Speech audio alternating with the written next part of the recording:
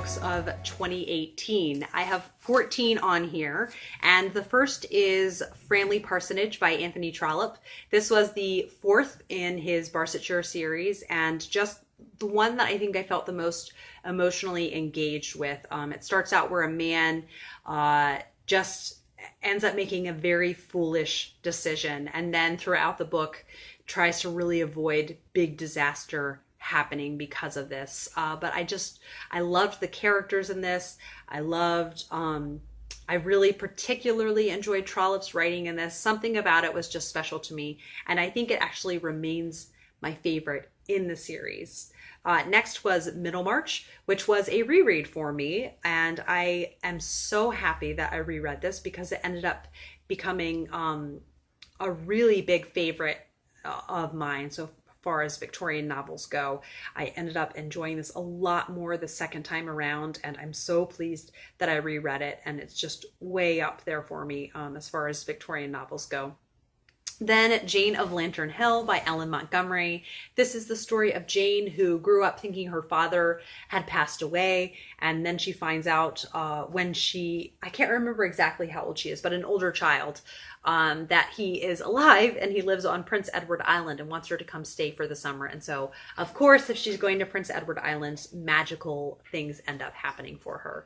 It was a lovely, lovely read. I'm not surprised because it's Ellen Montgomery and just included all the wonderful ways that she writes in that. Next was The Rose Garden by Susanna Kearsley. I finally, tried out Susanna Kearsley this year, and the two books I read by her are two favorites.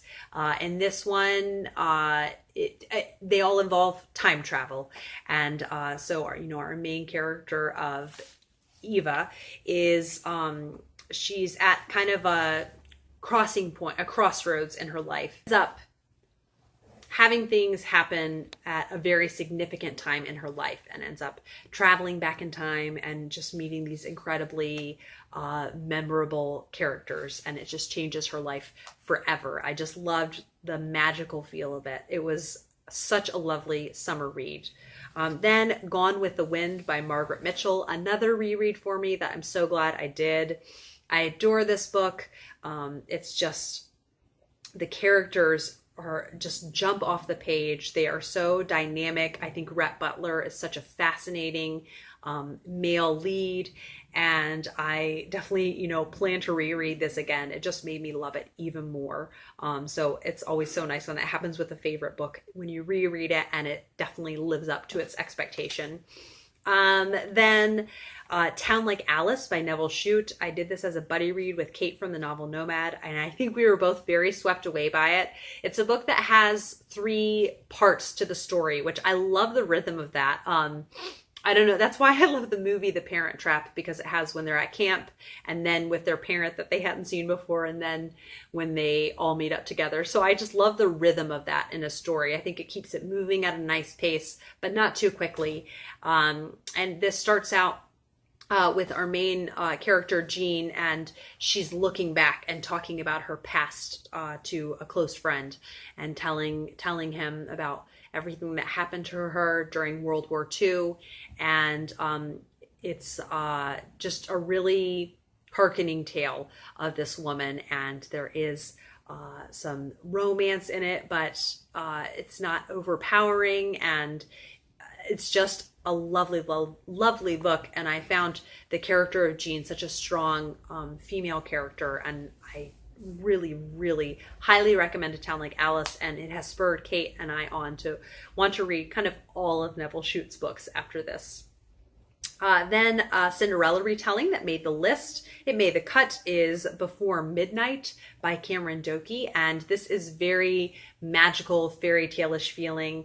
The writing was very lyrical. It starts out talking about the night that Cinderella was born and how different things happened in the garden outside. It just felt extremely fairy tale-ish. I loved it because it was a shorter book, but it had a magical feel to it. It had really dynamic characters, and it had nice twists on the original plot of Cinderella, and so it deserves to be on this list. Then The Picture of Dorian Gray by Oscar Wilde. This was the first thing I'd ever read by Oscar Wilde, and I loved it. It's such a dark and gritty tale, and I thought it was so good and just worth the reputation that it has. And you just kind of get to see the destruction of Dorian Gray and self-destruction. And it's just a really compelling book that made for a really interesting discussion in my book club. Next was Guard Your Daughters. This is a Persephone classic that I heard Simon from Tea or Books, the podcast, talk about. And it's just the story of 5 daughters in a family that at the forefront just seems, fairly normal. But then as you're reading the book and it goes on, you see really how not normal they are. And I think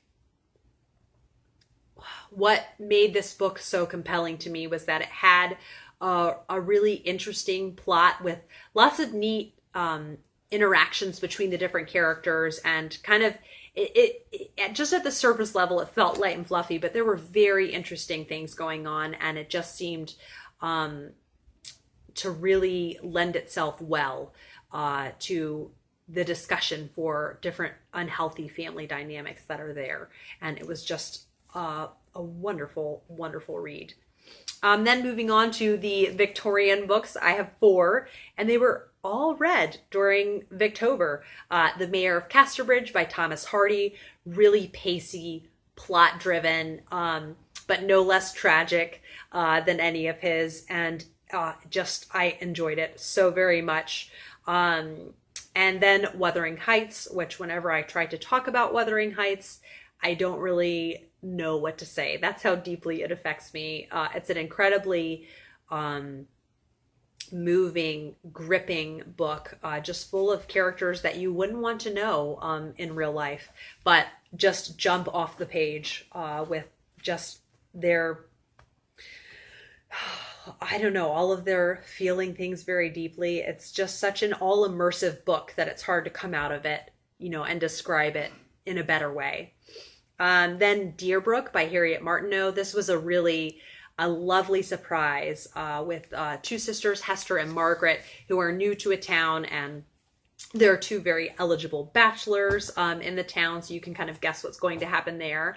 But there's so much more to it than that, and there's a little bit of everything. There's some humor in here, there's romance, there's some mystery and intrigue. There is just, lots of drama, but I also really enjoyed all of the scenes of all of the characters kind of interacting together. And it was just, I adored it so much. So it's definitely a new favorite Victorian novel. It's way up there for me. And then David Copperfield by Charles Dickens. So this is definitely a high in my reading through Charles Dickens books. I adored this so much. It was such a special book in that it was a really interesting combination of dark with the different plot lines, but it still felt incredibly cozy and engaging at the same time. I think because there were a lot of characters that I really loved, and part of what made me love this book so much were the really awesome side characters in it. I really found them to be just kind of a bright light in this book that did have a lot of really sad things about it. So it's definitely one of my most favorite Dickens.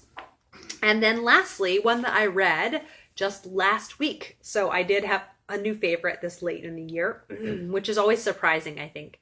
And that is A City of Bells by Elizabeth Goudge. This was a really great one for me to read because the last 2 Elizabeth Goudge that I read, The Dean's Watch, I didn't really like, unfortunately. I couldn't put my finger on it or tell you what I didn't like about it. I just know I didn't connect with it. And then The Girl from the Sea. I ended up DNFing because it was just a really not a good time for me to be reading when I was trying to read it. So it was definitely a nice treat and surprise to be reading A City of Bells and loving it so much. It starts out where our main character, Jocelyn, he is back from the war and has injured one of his legs, and he's so tired of his family constantly fussing over him and treating him like he's just broken, that he decides to go stay with his grandparents in the city of Torminster.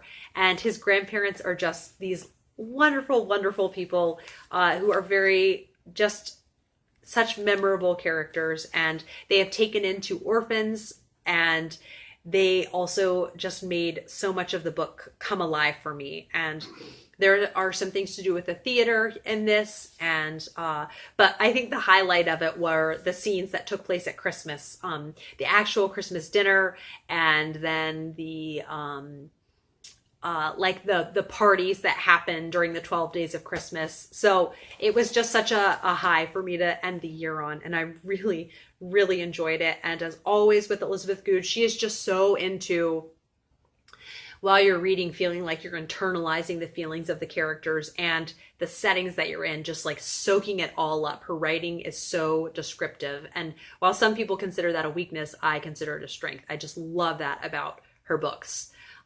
Yeah, so continuing on in the new year, I definitely want to read some more of hers, and I own several more before I would need to buy some more.